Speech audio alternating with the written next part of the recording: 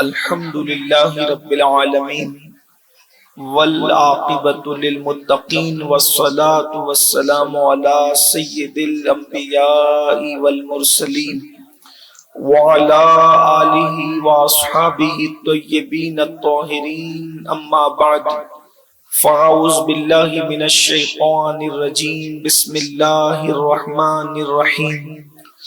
ثم لتسألن يومئذ عن النعیم۔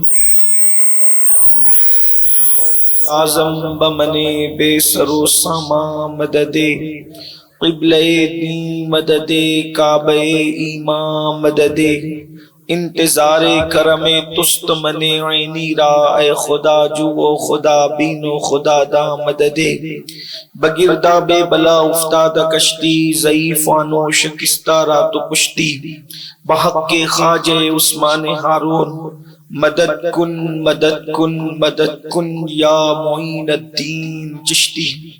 انتہائی احترام و عقیدت کے ساتھ اپنے اور ساری کائنات کے مرکز عقیدت انی سے بے کساں چارہ ساز درد منداں، ہم غریبوں کے غم گسار، ہم فقیروں کی ثروت، شہر یار ارم تاجدار حرم، نوبہار شفاعت، شب اسرا کے دولہا نوشے بزم جنت، دانائے سبل مولائے کل ختم الرسل، خسرو خوباں سیاح لامکاں وجہ کن فکاں، در اللہ المکنون سر اللہ المخزون، عالم ما کانا وما یکون، آبو گل انبیاء جانو دل اصفیاء، مطلع ہر سعادت مقطع ہر سیادت، خلاصہ کائنات فخر موجودات، حضور احمد مجتبی محمد مصطفیٰ ارواحنا فدا صلی اللہ تعالی علیہ وآلہ وصحبہ وبارک وسلم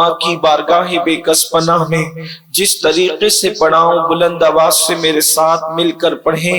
الصلاۃ والسلام علیک یا رسول اللہ،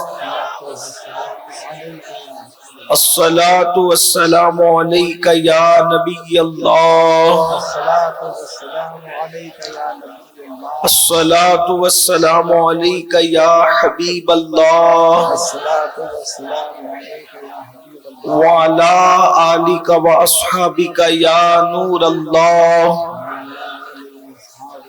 صلی اللہ تعالی علیہ وسلم۔ بہار جاں فضا تم ہو، نسیم گلستاں تم ہو، بہار باغ رضواں تم سے ہے، زیب جنا تم ہو، اور یا رسول اللہ صلی اللہ علیہ وآلہ وسلم، میں بھولا آپ کی رفعت سے نسبتی ہمیں کیا ہے، وہ کہنے بھر کی نسبت تھی، کہاں ہم ہے کہاں تم ہو، اور ریاضت کے یہی دن ہے، بڑھاپے میں کہاں ہمت، ریاضت کے یہی دن ہے، بڑھاپے میں کہاں ہمت، جو کرنا ہے وہ اب کر لو، ابھی نوری جواں تم ہو۔ آج کی یہ محفل اصلاح عقائد و اعمال کے حوالے سے انعقاد پذیر ہے۔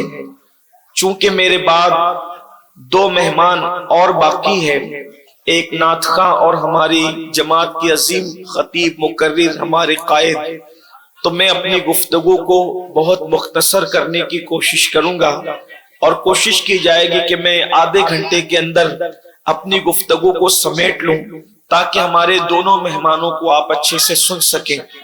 یاد رکھیے، ہم اس تصور کے ساتھ کسی محفل میں شریک ہوتے ہیں کہ جس طرح سے ہم مہمان ہیں، بقیہ اور بھی مہمان آپ کے ہیں، تو جس شوق کے ساتھ آپ ہمیں سنیں اتنے ہی ذوق و شوق کے ساتھ آپ ان کو بھی سنیں۔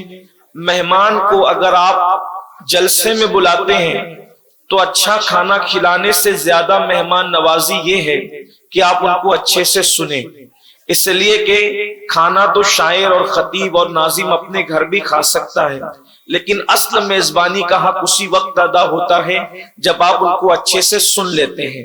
اللہ پاک کی بارگاہ میں دعا ہے کہ جس آیہ کریمہ کی تلاوت کی ہے، اللہ پاک اس کے متعلق مجھے حق کہنے اور آپ سب کو حق سن کر اس پر عمل کرنے اور اسے عام کرنے کی توفیق عطا فرمائے۔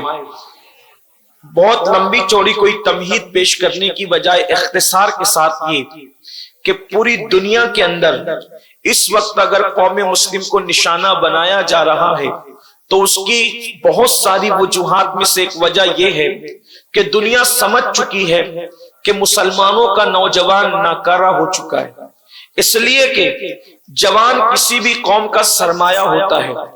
قوم کے بوڑھوں کو دیکھ کر کے اندازہ نہیں لگایا جاتا، قوم کے بچوں کو دیکھ کر بھی اندازہ نہیں لگایا جاتا، قوم کے جوانوں کو دیکھ کر کسی قوم کی بلندی اور پستی کا اندازہ لگایا جاتا ہے۔ جس قوم کا جوان متقی ہوگا، پرہیزگار ہوگا، قوم کا درد رکھنے والا ہوگا، ملک اور ملت کے درد میں تڑپنے والا ہوگا، اس قوم کی تاریخ سنہری حرفوں سے لکھی جا سکتی ہے۔ اور جس قوم کا جوان آوارہ ہو جائے، عیاش ہو جائے، پاپی ہو جائے، مجرم ہو جائے، پھر اس قوم کو صفحہ ہستی سے مٹا دیا جاتا ہے۔ آج اگر پوری دنیا کے اندر سب سے زیادہ کسی قوم کی بیٹیاں لوجوں میں بک رہی ہے تو اسے قوم مسلم کہتے ہیں۔ اگر کسی قوم کی بیٹیاں سگنلوں پر برقع پہن کے بھیک مانگ رہی ہے اسے قوم مسلم کہتے ہیں۔ اگر آج علمی معیار جھاڑو دینے والے اور بیت الخلا صاف کرنے والوں سے بھی زیادہ کسی قوم کا گرا ہوا ہے تو اسے قوم مسلم کہتے ہیں۔ ہمارے پاس نہ سنجیدگی رہ گئی، نہ متانت رہ گیا، نہ وقار رہ گیا، نہ علمی دوستی رہ گئی۔ اب ہمارے پاس حال یہ ہے کہ سوائے دھینگا مستی کے اور سوائے ہول ہپار کے، سوائے موج مستی کے، سوائے گناہوں کے ہمارے پاس رہ کیا گیا ہے۔ ایک دور تھا ہمارے جوانوں کی پہچان تھی کہ جس کی آنکھوں میں اللہ کے خوف کی چمک دیکھو سمجھ جاؤ کہ یہ مسلم جوان ہے، جس کے چہرے پر سنت مصطفیٰ کا غازہ دیکھو سمجھ جاؤ کہ یہ مسلم جوان ہے، جس کی زبان پر تلاوت قرآن اور نعت رسول دیکھو سمجھ جاؤ کہ یہ مسلم جوان ہے۔ اور آج اپنے جوانوں کی پوزیشن دیکھو، اللہ قرآن میں ارشاد فرماتا ہے ثم لتسألن یومئذ عن النعیم کہ اللہ پاک قیامت کے دن تم سے نعیم کے بارے میں پوچھے گا۔ قرآن کی ایک ایک آیت کی 70 ہزار تفاسیر ہے۔ ایک قول اس پر یہ بھی ہے کہ نعیم سے مراد جوانی ہے۔ اللہ بالخصوص تم سے تمہاری جوانی کے بارے میں پوچھے گا، تم نے جوانی کیسے گزاری، کس حال میں گزاری۔ ڈاکٹر اقبال نے مسلم جوانوں کو عقاب سے تشبیہ دی ہے، جس کو ہم اپنی زبان میں ایگل بھی کہتے ہیں، شاہین بھی اس کو کہا جاتا ہے، غرض کے تھوڑا سا فرق ہے، لیکن اقبال جیسا مفکر اپنی قوم کے جوانوں کو عقاب سے تشبیہ دیتا ہے۔ اقبال کہتے ہیں نہیں تیرا نشیمن قصر سلطانی کے گنبد پر تو شاہی ہے، بسیرا کر پہاڑوں کی چٹانوں میں عقابی روح جب بیدار ہوتی ہے جوانوں میں نظر آتی ہے ان کو اپنی منزل آسمانوں میں۔ اللہ اکبر! عقاب کیا ہوتا ہے؟ بس اسی پہ گفتگو کروں۔ مجھے عقاب سے بہت محبت ہو گئی ہے، اس کی وجہ یہ ہے کہ میرے مرشد سرکار غوث اعظم شیخ عبد القادر جیلانی نے جب اپنی شان بیان فرمائی تو اپنے آپ کو بھی ولایت کے عقاب سے تشبیہ دی ہے۔ ارشاد فرماتے ہیں انا الباسی و اشہب کل شیخ کہ میں ولایت کی دنیا کا باز ہوں، یعنی عقاب ہوں۔ آخر عقاب میں کچھ تو رکھا تھا کہ سرکار غوثیت ناب نے اپنے آپ کو عقاب سے تشبیہ دی ہے۔ یہ عقاب کیا ہوتا ہے جسے ہم عقاب کہتے ہیں؟ اقبال نے بڑی واضح نصیحتوں کے ساتھ ایک مومن جوان کو عقاب سے تشبیہ دے کر کے بتایا۔ نمبر 1، عقاب جو ہوتا ہے وہ بڑا باغیرت پرندہ ہوتا ہے۔ نمبر 1، عقاب کی خصوصیت ہے کہ عقاب سب سے اونچا اڑتا ہے۔ عقاب کے ساتھ کوئی چیل نہیں اڑ پاتی، کوئی کوا نہیں اڑ پاتا، کوئی پرندہ نہیں اڑ پاتا۔ عقاب کی بلندی اتنی ہوتی ہے کہ اس کے برابر کوئی اڑنے کی طاقت نہیں رکھتا۔ اقبال پیغام دے رہے ہیں، مفکر ملت پیغام دے رہے ہیں، اے میرے مسلم جوان تو بھی عقاب کی طرح ہے، تو ہر فیلڈ میں اتنی بلندی پر جا کہ دنیا کا کوئی جوان کسی مذہب و ملت کا جوان تیرے برابر پرواز نہ کر سکے۔ تیری بلندی کے آگے سب کی بلندیاں پستیوں میں تبدیل ہو جائے۔ عقاب کی طرح اڑ، تیری شان یہ ہے۔ اور سرکار غوث پاک نے بھی فرمایا عقاب صرف عقاب کے ساتھ اڑتے ہیں، عقاب کووں کے ساتھ نہیں اڑتے۔ اے مسلم جوانوں، تم بھی تو عقاب ہو، تمہارا کام کووں کے ساتھ نہیں ہے، عقاب کا کام عقاب کے ساتھ ہے۔ مطلب کیا؟ تمہاری دوستی مومنوں کے ساتھ ہونی چاہیے، تمہاری بے نشست و برخاست مومنوں کے ساتھ ہونی چاہیے، تمہارا اٹھنا بیٹھنا مومنوں کے ساتھ ہونا چاہیے، شرابیوں کے ساتھ تمہارا اٹھنا بیٹھنا نہیں ہونا چاہیے، جواریوں کے ساتھ تمہارا اٹھنا بیٹھنا نہیں ہونا چاہیے، اللہ اکبر، اور غیر اللہ کے ساتھ، غیر اللہ کی عبادت کرنے والوں کے ساتھ تمہارا اٹھنا بیٹھنا نہیں ہونا چاہیے، رسول اللہ کی شان میں بے ادبی کرنے والوں کے ساتھ تمہارا اٹھنا بیٹھنا نہیں ہونا چاہیے، اس لیے کہ عقاب جب پرندہ ہو کر کووں کے ساتھ نہیں اڑتا تو تم رسول اللہ کے امتی ہو کر شرابیوں کے ساتھ کیسے بیٹھتے ہو، جواریوں کے ساتھ کیسے بیٹھتے ہو، سود خوروں کے ساتھ کیسے بیٹھتے ہو؟ میں ان کو کافروں میں نہیں گن رہا ہوں، لیکن ایک بات عرض کرنا چاہتا ہوں، کیا رسول اللہ کا فرمان تمہارے کانوں تک نہیں پہنچا؟ اللہ کے رسول صلی اللہ علیہ وآلہ وسلم فرماتے ہیں جو دنیا میں جس سے محبت کرے گا قیامت کے ساتھ دن اسی کے ساتھ اٹھایا جائے گا۔ اپنے موبائل کی اسکرین پر ہیرو کی تصویر لگانے والوں ذرا سوچو تو صحیح، تم ہیرو سے محبت کر رہے ہو، فلاں فلاں خان صاحبوں سے اور فلاں فلاں نچنیوں سے محبت کر رہے ہو، سوچو آقا نے کیا فرمایا، المرء مع من احب، جو جس سے محبت کرے گا وہ اسی کے ساتھ اٹھایا جائے گا۔ اب آپ سے پوچھنا چاہتا ہوں، قیامت کے دن اسکرین پر آ کر زنا کرنے والوں کے ساتھ تم اٹھنے کے لیے تیار ہو؟ بتاؤ، امام حسین سے محبت کا دعویٰ کرنے والوں، غوث اعظم کے نام پہ جھومنے والوں۔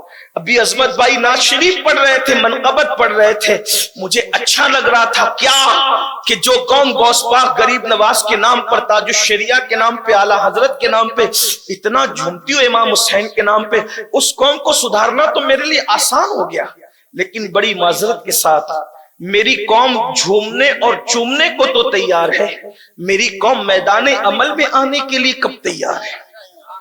آپ مجھے بتائیں، صرف جھوم اور چوم کر انقلاب نہیں آ سکتا جب تک کہ ہم میدان عمل میں نہ آئیں۔ رسول اللہ نے صحابہ کرام کو عمل کے میدان میں پختہ فرمایا تھا، وہ قوم جو نمک اور کافر میں فرق نہیں کر سکتی تھی، اس قوم کو اللہ کی پہچان عطا کی تھی، اس قوم کو خدا کی معرفت عطا کی تھی۔ جو لوگ اللہ اکبر خود راستے پر نہ تھے، میرے نبی نے ان کو ہادی اور مہدی بنایا۔ کہنے والے نے کہا تھا جو نہ تھے خود راہ پر ہادی بن گئے۔ کیا نظر تھی جس نے مردوں کو مسیحا کر دیا؟ حضرت عیسیٰ نے مردوں کو زندہ کیا ہے، یہ حضرت عیسیٰ کا معجزہ ہے۔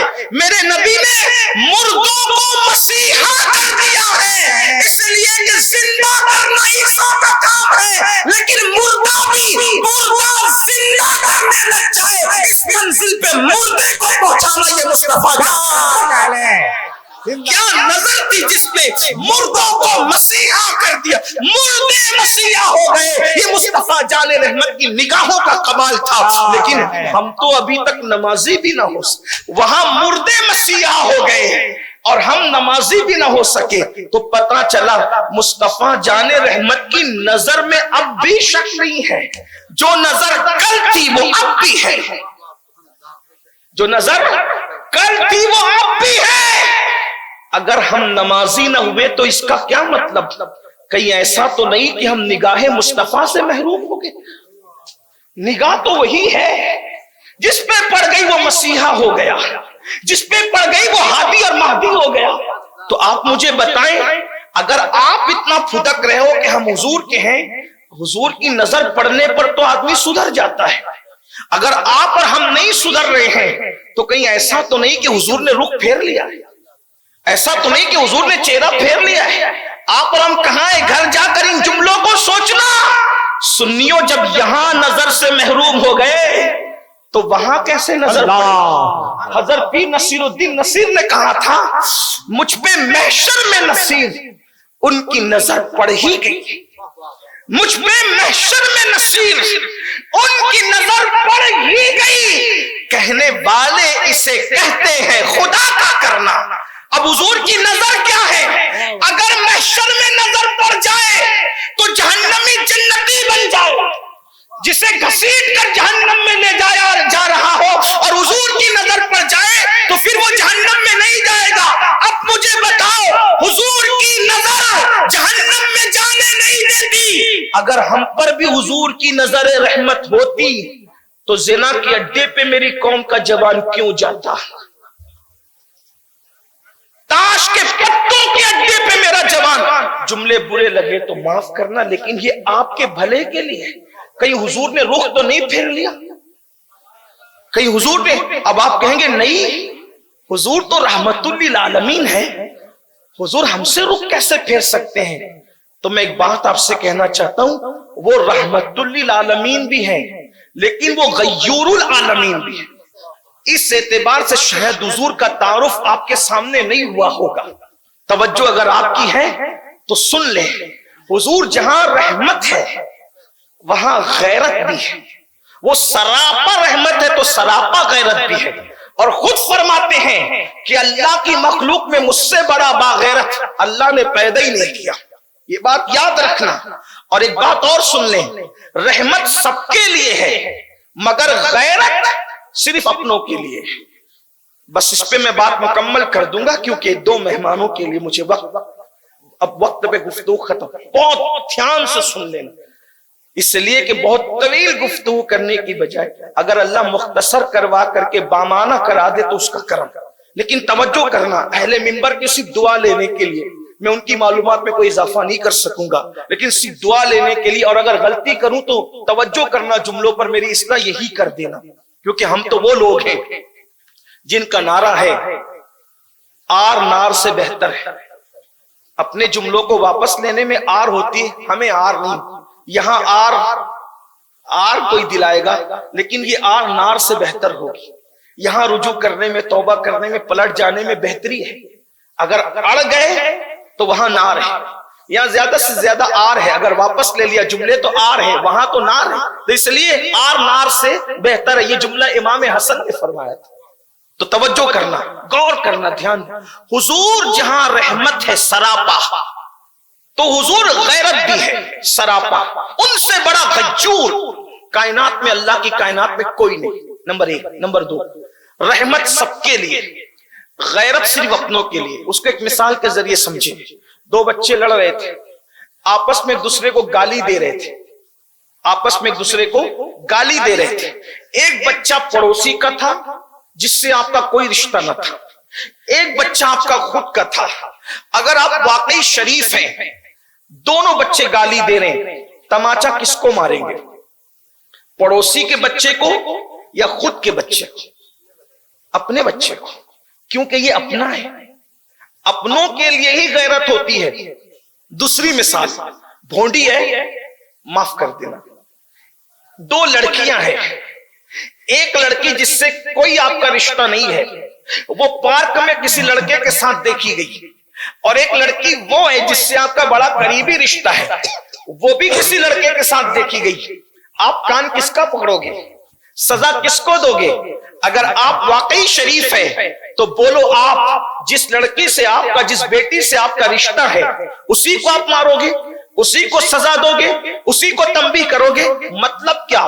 جب آپ امتی ہو کر غیرت اپنوں کے لیے اتنی رکھتے ہیں تو وہ نبی ہو کر اپنی امت کے لیے کتنی غیرت رکھتے ہیں، اس کو تھوڑا توجہ سے سن لے۔ میں نے کہا نا کہ کہیں حضور نے منہ تو نہیں پھیر لیا ہم سے، جو ہم در در کے بھکاری بنے ہیں، جو ہم مجرم بنے ہیں، جو ہم پاپی بنے ہیں۔ اللہ اکبر! اور وہ کتنے نازک مزاج کے، اللہ اکبر! وہاں مزاج میں کتنی نزاکت ہے اپنوں کے لیے، تھوڑا توجہ کر لیں۔ ایک مرتبہ کا واقعہ ہے، حضور علیہ السلام کی تمام ازواج میں سب سے چہیتی بیوی اماں خدیجۃ الکبریٰ کے وصال کے بعد بعد اگر سب سے کوئی چہیتی بیوی تھی تو ام المومنین سیدہ طیبہ طاہرہ اما جان عائشہ صدیقہ تھی، جن کے بستر پہ قرآن نازل ہوتا ہے۔ بلکہ ام المومنین خود فرماتی ہیں میں حضور سے ناراض ہو کر کے بیٹھ جاتی تھی، گھر میں بات نہیں کرتی تھی، اور حضور مجھے خود منانے آیا کرتے تھے۔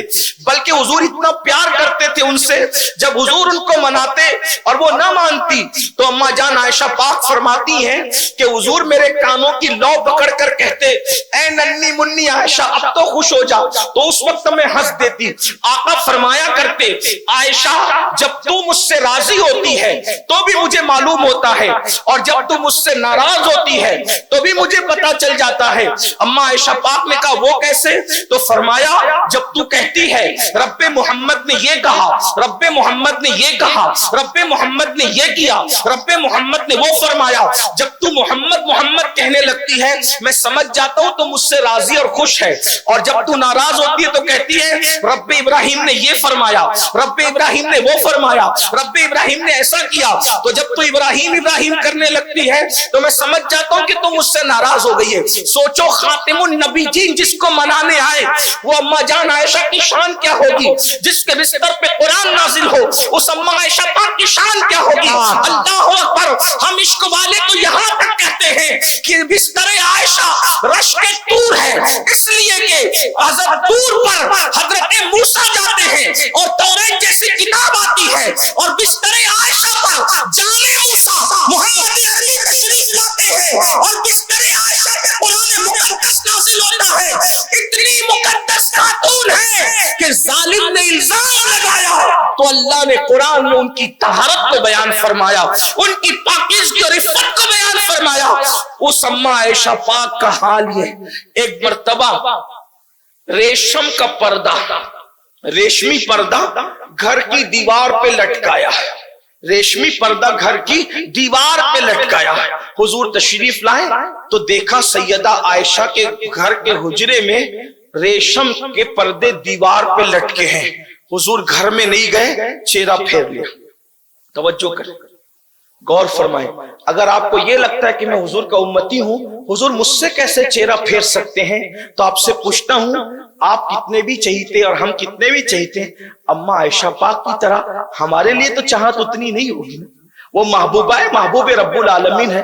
جب وہ پردہ دیوار کو لگا لے تو حضور وہاں سے چہرہ پھیر کر کے واپس ہو جاتے ہیں۔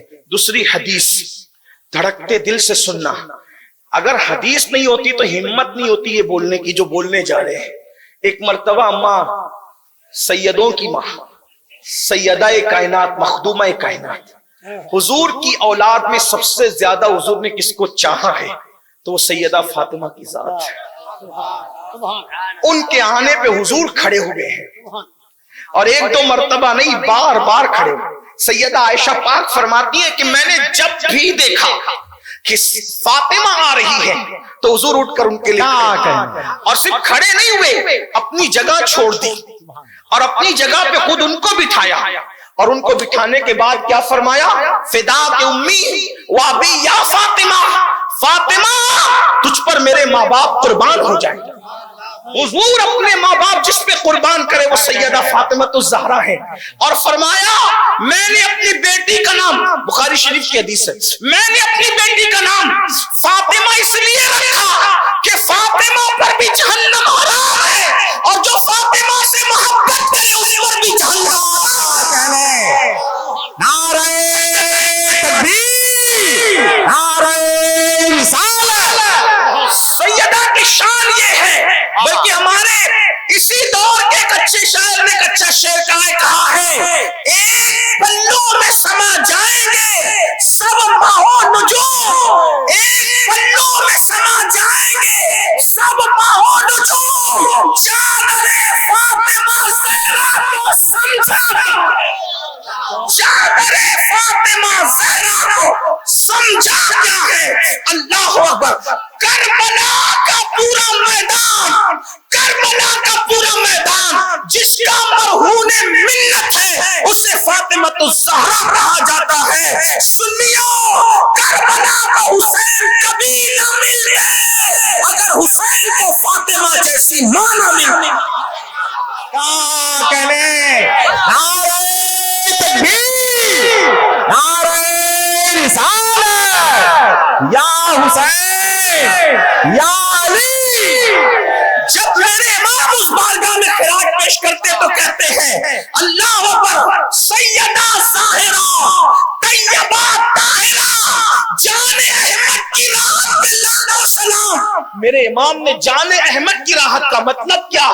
جب سب بے چین ہوتے ہیں تو حضور کو یاد کرتے ہیں، اور جب حضور بے چین ہوتے ہیں تو فاطمہ الزہرا کو۔ جان احمد کی راحت پہ ہر بے چین دل کا چین اللہ کا رسول ہے، اور رسول اللہ کو جو راحت عطا کرے اسے فاطمہ الزہرا کہتے ہیں۔ جان احمد کی راحت پہ لاکھوں سلام۔ اور پھر کہتے جس کا آنچل نہ دیکھا مہو میرے نے، اس ردائے نزاہت پہ لاکھوں سلام۔ اور ایک مقام پر کہتے ہیں نور بنت نور زوج نور ام نور، نور نور مطلق کی کنیز اللہ رے لما نور۔ یہ ہے سیدہ کائنات، رسول اللہ کی نسل قیامت تک جس سے چلتی رہے گی وہ سیدہ۔ یہ شان ہے سیدہ کی۔ آقا نے فرمایا فاطمہ تو تو ام ابیہا ہے، تو میری ماں کی طرح، یعنی اشارہ دے دیا میری ماں کو کسی نے دیکھا نہیں سیدہ آمنہ کو، لیکن کردار آمنہ دیکھنا ہے تو کردار فاطمہ الزہرا۔ یہ شان ہے سیدہ۔ لیکن اب سنو غیرت مصطفیٰ، غیرت مصطفیٰ۔ پھر کہہ رہا ہوں حدیث میں نہ آتا تو ہمت نہیں تھی۔ ایک دن سیدہ پاک نے سونے کے کنگن پہنے، حضور کی غیرت، بس بات پوری ہوتی ہے، حضور کی غیرت۔ سیدہ نے سونے کے کنگن پہنے۔ سونا عورت کے لیے حلال ہے، جائز، صحیح ہے۔ عورت اگر سر کے بال سے لے کے پیر کے ناخن تک سونے میں لگ جائے منع ہے؟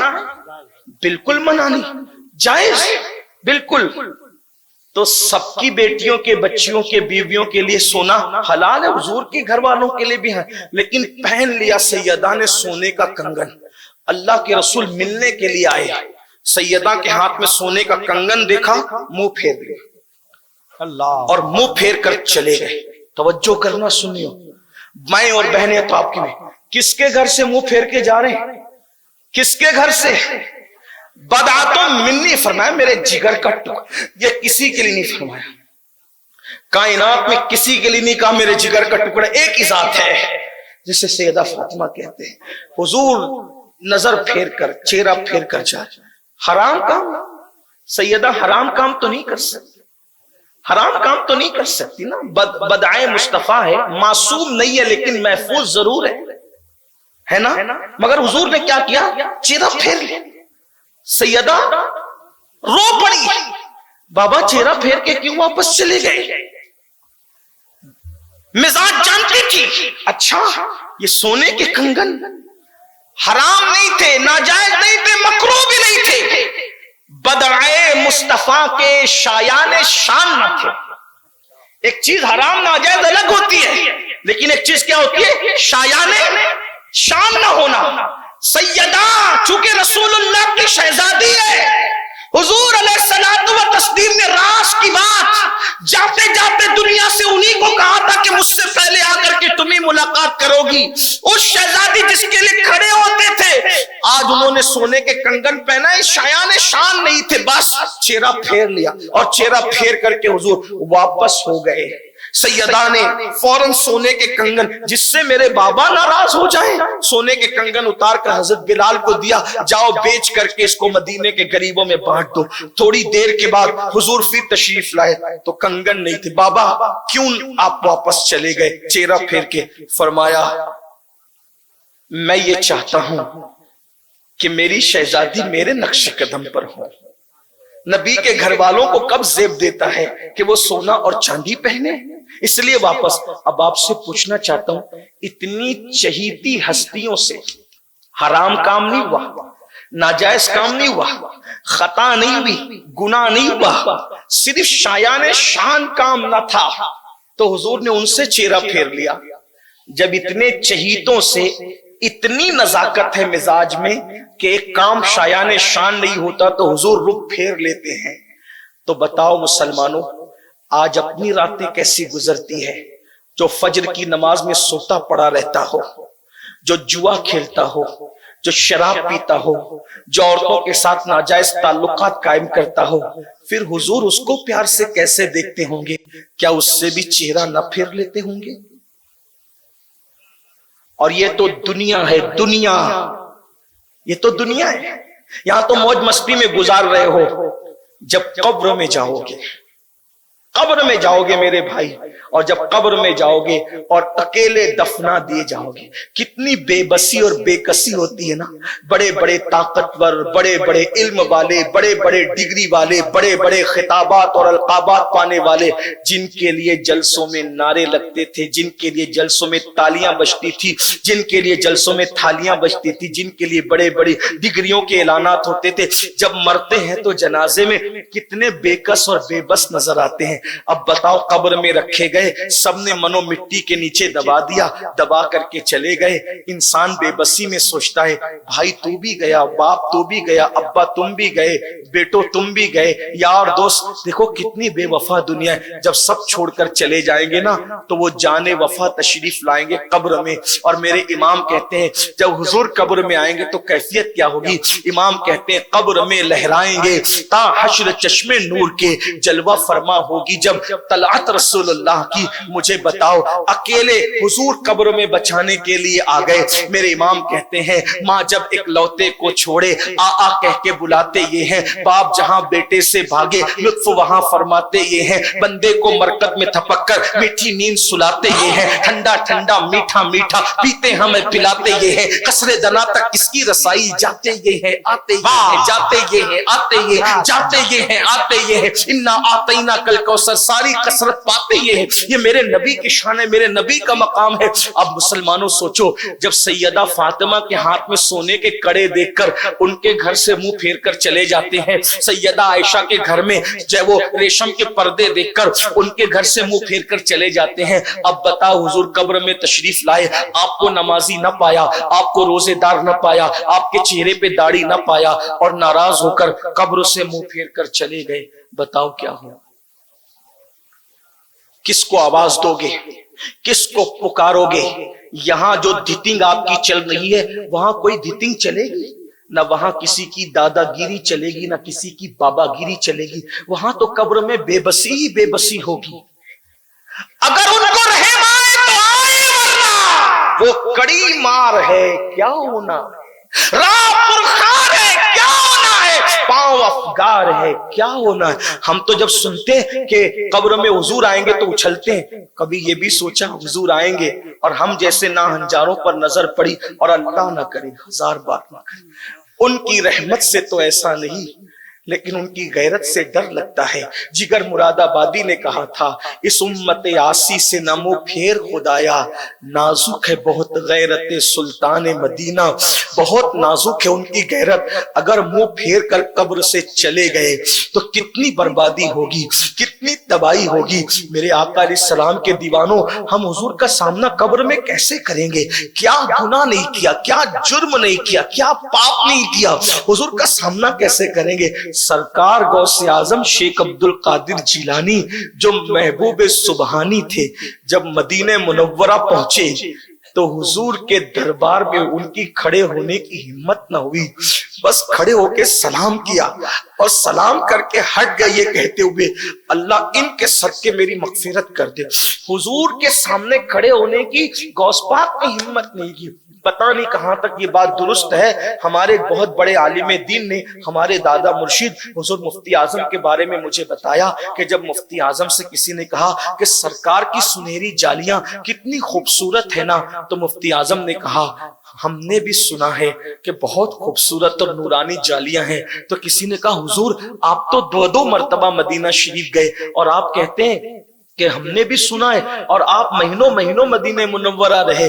تو مفتی اعظم نے فرمایا سنہری جالیوں کے سامنے میری جانے کی ہمت نہیں ہوتی تھی کہ حضور کو کیا منہ دکھاؤں گا. اپنے وقت کا قطب مفتی اعظم عالم اسلام وہاں منہ دکھانے کی ہمت نہیں کر رہے, غوث پاک وہاں کھڑے ہونے کی ہمت نہیں کر رہے. یہ ادب ہے. ڈاکٹر اقبال سے کسی نے کہا تھا, اقبال تم جرمنی تک جاتے ہو, برطانیہ تک جاتے ہو, مدینے کیوں نہیں جاتے؟ تو اقبال نے کہا جا سکتا ہوں، جانے کا شوق بھی ہے، لیکن ہمت نہیں پاتا، کیونکہ حضور کو جا کے منہ کیا دکھاؤں گا۔ پیر نصیر الدین نصیر نے کہا تھا، شرم اسیاں سے نہیں سامنے جایا جاتا، شرم اسیاں سے نہیں سامنے جایا جاتا۔ یہ بھی کیا کم ہے، تیرے شہر میں آئے ہوئے ہیں، اب بتاؤ جب اتنے بڑوں سے منہ پھیرا جا سکتا ہے تو کیا کہیں ایسا تو نہیں کہ حضور نے ہم سے منہ پھیر لیا ہے؟ اور جس سے حضور منہ پھیر لے اللہ کی رحمت اس سے منہ پھیر لیتی،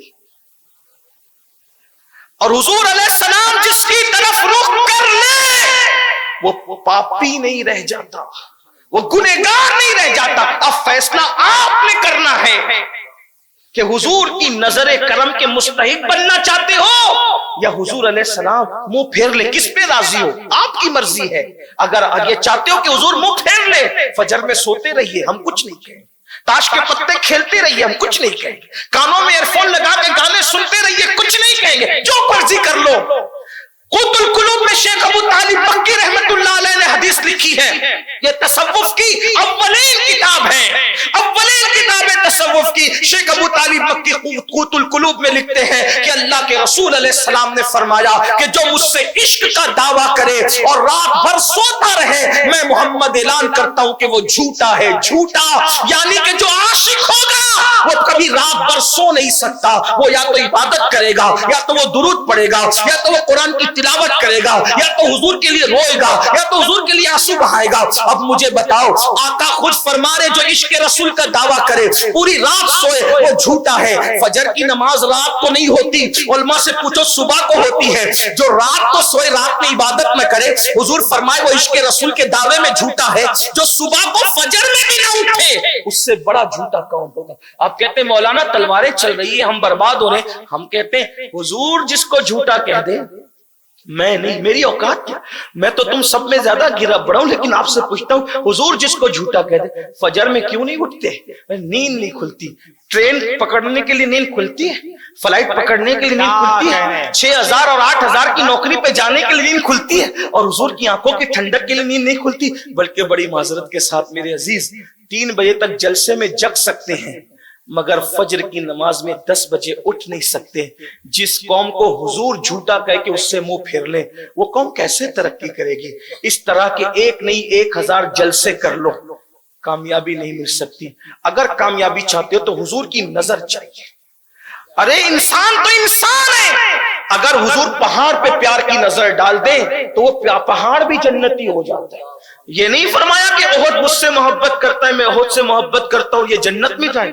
پتھر کو جنتی بنا دے پیار کی نظر ڈال کر، ستون حنانہ کو، ایک درخت کے سوکھے تنے کو جنتی بنا دے ایک نظر۔ ان کی نظر کی بات ہے، لیکن یاد رکھنا جس پہ نظر پڑتی ہے، جس پہ نظر پڑتی ہے پھر وہ مجرم نہیں رہ جاتا۔ میرے پاس ہزاروں دلیلیں ہیں، ایک دلیل یہ بھی دے دوں، قطب الاقطاب سرکار قطب الدین بختیار کاکی کہتے ہیں اکثر غریب نواز آنکھ بند کر کے بیٹھے رہتے تھے، کبھی کبھی آنکھ کھولتے تھے اور آنکھ کھول کر جس کو دیکھ لیتے تھے اس کو ولی بنا دیتے تھے۔ جب غریب نواز نظر ڈال کر ولی بناتے ہیں تو رسول اللہ کی نظر پڑ جائے تو آدمی کیا بن سکتا ہے؟ ہم نمازی کیوں نہیں بن پا رہے ہیں؟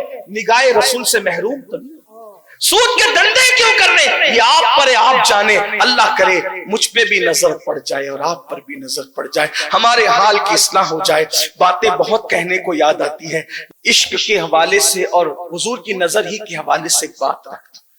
اللہ جس کو واقعی حضور سے عشق ہو جاتا ہے پھر وہ جنت اور جہنم کا نہیں سوچتا۔ توجہ کرو، جس کو حضور کا عشق ہو جاتا ہے وہ جنت اور جہنم کا نہیں سوچتا، پھر وہ حضور کی صرف خوشی کا سوچتا ہے بس۔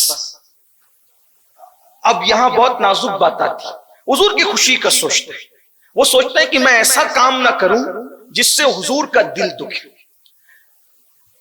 فقی ابو اللہ سمرقندی اپنی کتاب تنبیہ الغافلین میں لکھتے ہیں کہ سیدنا فاروق اعظم کا قول ہے، توجہ سے سن، اب آپ نے حکم دیا ہے تو میں بول رہا ہوں، آپ میری بات پہ دھیان دے دیں بس۔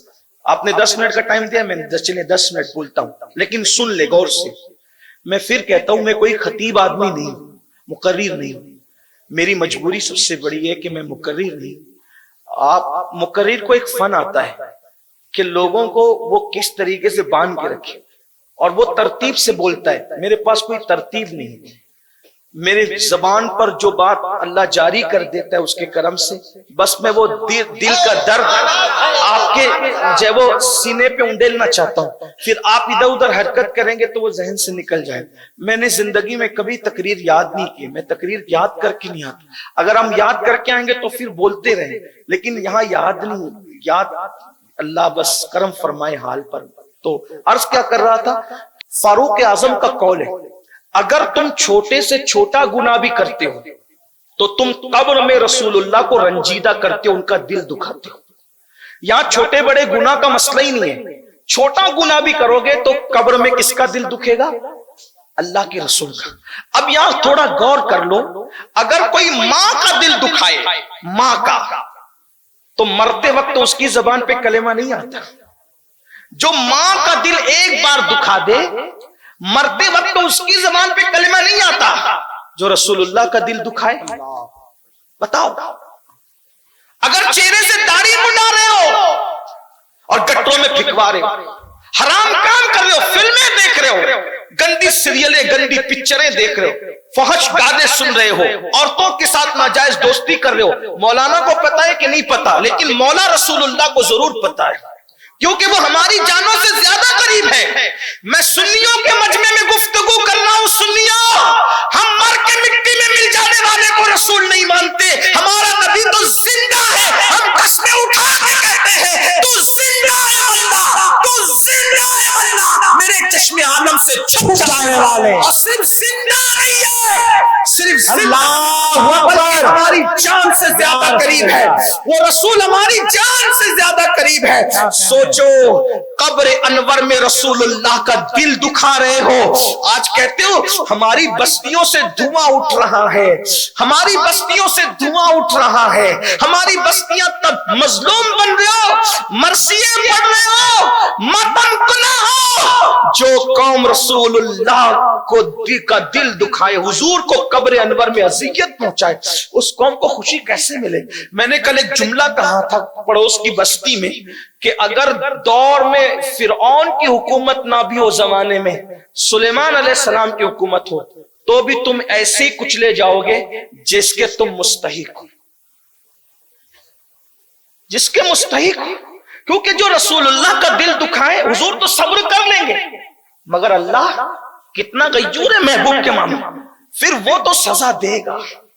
بھائی صرف ولی کی توہین کرنے پر، ولی کا دل دکھانے پہ اللہ جنگ کا اعلان کر دے، تو جو قوم ایک دن میں ہزاروں مرتبہ نبی کا دل دکھائے کلمہ پڑھ کے، آپ یہ جو تلواریں ہیں، یہ جو مصیبتیں ہیں، ہاتھ کسی کا بھی ہو، مسلط خدا کی ہوئی ہے، یہ اللہ کی مسلط کی ہوئی ہے. جانتے ہیں ہلاکو اور چنگیز خان نے جب قوم پاپی ہوئی نا، تو مسلمانوں کی کھوپڑیوں میں انہوں نے شرابیں پی، مسلمانوں کی کھوپڑیوں میں شرابیں پی گئی. کب؟ جب مسلمان زانی ہوا، جب مسلمان پاپی ہوا، جب مسلمان مجرم ہوا. توبہ کر لو، اللہ کو راضی کر لو، اس کے رسول کو راضی کر لو، ورنہ یہ جو حالات ہے بڑے مختصر ہیں. اس کے بعد جو حالات آئیں گے کوئی پناہ نہیں دے گا، کہیں پناہ نہیں ملے گی. اقبال نے ایک صدی پہلے رونا روتے کہا تھا، نہ سنبھلو گے تو مٹ جاؤ گے اے ہندی مسلمانوں، تمہاری داستان تک بھی نہ ہوگی داستانوں میں. تو آج کیا کر رہا تھا، جو عاشق ہوتا ہے نا سچا، وہ نبی کے دل کا خیال کر، وہاں جنت اور جہنم کی پھر اتنی فکر نہیں ہوتی، وہاں پر تو اصل و محبوب کے دل کا خیال ہوتا ہے. اس سلسلے میں ایک روایت آئی ہے، کتاب التوابین کے اندر لکھی ہوئی ہے، اس کو میں اپنے الفاظ کے جامع میں پیش کر رہا ہوں. ایک جوان، اس کا نام تھا ابن عبد الرحمن، میں نام نہیں لیتا، ابن ولدیت سے میں پیش کرتا ہوں. ابن عبد الرحمن اس جوان کا نام تھا. ایک مرتبہ وہ جوان رستے سے کسی کام سے حضور نے بھیجا تھا، گزر رہے تھے، ایک نہاتی ہوئی عورت پر ان کی نظر پڑے، اس جوان کی، ابن عبد الرحمن کی نظر کی، غسل کر، اب عورت غسل کر رہی ہو تو نظر پڑے تو کیا دیکھا ہوگا انسان. لیکن حدیث پاک ہے، اگر ناجائز منظر پر نظر پڑے اور فوراً پھیر لو تو یہ گناہ نہیں ہے، یہ گناہ نہیں ہے، بلکہ حدیث ہے اگر عورت پر نظر پڑے اور آدمی یہ سوچ کر کہ اللہ دیکھ رہے فوراً پھیر لے تو اللہ اسی وقت اس کو جنت نعیم کا مستحق بے حساب اس کا ٹھکانہ جنت نعیم ہے، کیونکہ وہ یہ سوچ کے نظر پھیر رہا ہے کہ اللہ دیکھ رہا ہے۔ لیکن عشق والوں کی تو بات ہی کچھ اور ہے، ان کے دل کی واردات کچھ اور ہے، ان کے قلبی معاملات کچھ اور ہے۔ جیسے ابن عبد الرحمن کی نظر عورت پہ پڑی، فوراً پھیر لیا نظر، اور نظر پھیرنے کے بعد آسمان کی طرف نظر اٹھائی، مولا مجھ سے کیا ہو گیا؟ اب عشق دیکھیے عشق جو ہوتا ہے قانون کے اوپر ہوتا ہے، قانون الگ بات کرتا ہے، عشق الگ بات کرتا ہے نا؟ وہ قانون کے نیچے نہیں بلکہ قانون سے اوپر ہوتا ہے عشق۔ یعنی قانون نے کہہ دیا نظر پھیر لو تو ثواب ملے گا، لیکن عشق کہہ رہا ہے جس نظر سے یار کو دیکھتا ہوں، اگر اس نظر سے میں نے اغیار کو دیکھ لیا تو محبوب کو کیا منہ دکھاؤں گا؟ نظر اٹھائی، مولا مجھ سے کیا ہو گیا؟ میں نے کس کو دیکھ لیا؟ جس چہرے سے جس آنکھوں سے رخ بدوہاں دیکھتا ہوں، زلف واللیل دیکھتا ہوں، مازاق چشم دیکھتا ہوں، والنجم دانت دیکھتا ہوں، اور گل قدس کی پنکھڑیاں اللہ اکبر ان کے لبھائے اقدس کو دیکھتا ہوں۔ آج میں نے کیا دیکھ لیا؟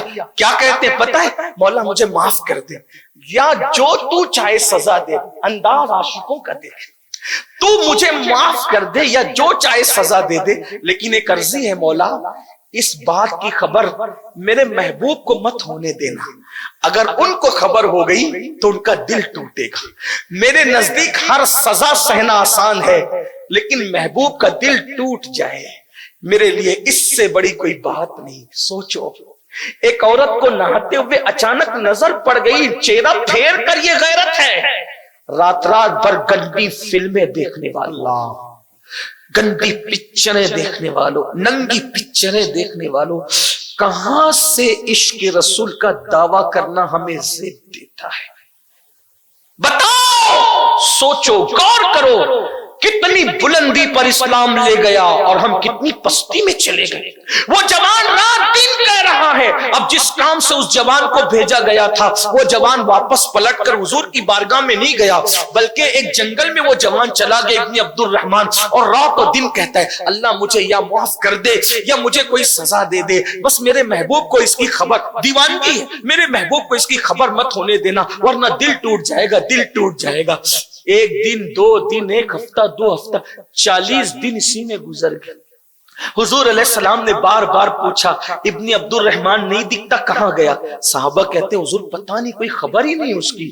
ایک دن میرے آقا نے 40 دن گزرنے کے بعد فرمایا اے عمر اور اے سلمان فارسی، تم دونوں جاؤ اور جا کر کے فلاں جنگل میں بیٹھا ہوا ہے وہ اور رو رہا ہے، اس کو میرے پاس لے کر کے آؤ۔ جب سلمان فارسی اور فاروق اعظم گئے تو دیکھا ایک چرواہا ہے، بکریاں چرا رہا ہے۔ اس سے پوچھا کہ ہمارا بھائی ابن عبد الرحمن تمہیں دکھا ہے؟ تو وہ کہتا ہے تمہارا بھائی کون ہے میں نہیں جانتا، اتنا جانتا ہوں ایک جوان ہے، اس سے کوئی غلطی ہوگی اور وہ اپنی غلطی اپنے محبوب سے چھپانا چاہتا ہے۔ جنگل میں جب وہ روتا ہے تو پورا جنگل سوگوار ہو جاتا ہے۔ فاروق اعظم نے کہا سلمان مل گئے ابن عبد الرحمن۔ چرواہے سے پوچھا کہاں ہے وہ؟ تو چرواہے نے کہا میں نہیں جانتا کہاں ہے، رات کا انتظار کرو، جب رات ہوگی تو اس کے رونے کی آواز آئے گی۔ رات ہوئی، رات نے اپنی سیاہ چادر کو جب جنگل پر ڈال دیا اور سیاہ چادر جب وہ رات کی تن گئی جنگل پر تو کیا ہوا؟ اچانک رونے کی آواز آئی، اللہ مجھ سے کیا ہو گیا؟ یا مجھے سزا دے یا معاف کر دے، مگر میری غلطی، میرے گناہ کی اطلاع میرے محبوب کو مت ہونے دینا ورنہ ان کا دل ٹوٹے گا۔ پہنچے، پوچھا ابن عبد الرحمن کیا حال کیا تو نے؟ چل اللہ کے رسول بلاتے ہیں۔ ابن عبد الرحمن نے کہا عمر میرے بھائی حضور نے بلایا ہے، انکار نہیں کرتا، لیکن ایک احسان کر یاد رکھوں گا۔ کیا؟ حضور کا میں سامنا نہیں کر پاؤں گا، مجھ سے ایسا کام ہو گیا میں حضور کا سامنا نہیں کر سکتا۔ جب نماز پڑھا رہے ہو نا حضور اس وقت تو مجھے لے کر کے چلنا، بس حاضری ہو جائے گی، سامنا نہیں ہوگا۔ فاروق اعظم نے کہا بہت اچھا۔ دونوں سہارا دیکھیں، نہ 40 دن ہو گئے کھایا ہے نہ پیا ہے نہ سوئے، دیوانوں کی طرح کیفیت ہے، چہرہ پیلا پڑ گیا، آنکھیں خشک ہو گئی، جسم ہلکا ہو گیا۔ ایسے عالم میں جب لے گئے تو حضور نماز پڑھا رہے تھے، اللہ کے رسول کی آواز کانوں میں پہنچی، چیخ مار کے بے ہوش ہو کے زمین پہ گر پڑے۔ حضور نے نماز پڑھائی، پوچھا کہاں ابن عبد الرحمن؟ صحابہ نے کہا حضور وہ تو بے ہوش ہو گئے۔ سرکار علیہ السلام نے ہاتھ پکڑا تو حضور کے ہاتھوں کی ٹھنڈک پائی، ہوش میں آئے تو کہا یا رسول اللہ میرے گناہ کی خبر آپ کو تو نہیں پہنچی نا؟ اب وہ تو عالم غیب تھے، کیا کہنے، لیکن پردے ڈالنے کا انداز بھی کیا تھا۔ سرکار نے فرمایا ابن عبد الرحمن کیا ہو گیا؟ حضور ایسا کچھ ہو گیا، اب میرے جسم میں خون نہیں ہے، ایسا لگتا ہے چونٹیاں چل رہی ہے میرے جسم میں۔ آقا حضور آپ کا دل تو نہیں ٹوٹا نا؟ آپ کو خبر تو نہیں پہنچی نا میرے گناہ کی؟ سرکار نے فرمایا ابن عبد الرحمن میرے اللہ نے مجھے ایک ایسی آیت بتائی ہے، نازل فرمائی ہے، اگر کتنا بھی بڑا مجرم اس کو پڑھ لے تو اللہ اس کو ہر گناہ سے پاک کر دیتا ہے۔ میں تجھے وہ آیت پڑھا دیتا ہوں، تو وہ آیت پڑھ لے، اللہ سب معاف کر دے گا۔ حضور نے پڑھائی، ہم بھی تصور میں پڑھ لیں۔ آقا نے فرمایا پڑھو ربنا آتنا فی الدنیا حسنا وفی الآخرۃ حسنا وقنا عذاب النار۔ کہا یہ جو آیت پڑھے گا وہ معاف کر دیا جائے، لیکن ابن عبد الرحمن نے کہا مگر آقا مجھ سے تو بہت بڑی غلطی ہو گئی۔ صحابہ سے کہا اس کو گھر لے جاؤ، پہنچاؤ گھر۔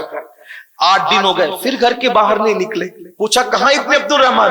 حضور وہ مر جائے گا، نہ کھاتا ہے نہ پیتا ہے، بس یہ کہتا ہے مجھ سے کیا ہو گیا، میرے محبوب کا دل تو نہیں دکھ گیا، ان کو یہ اطلاع تو نہیں ہو گئی؟ حضور نے کہا چلو آج چل کر اس کو ہم کچھ کر دیں گے۔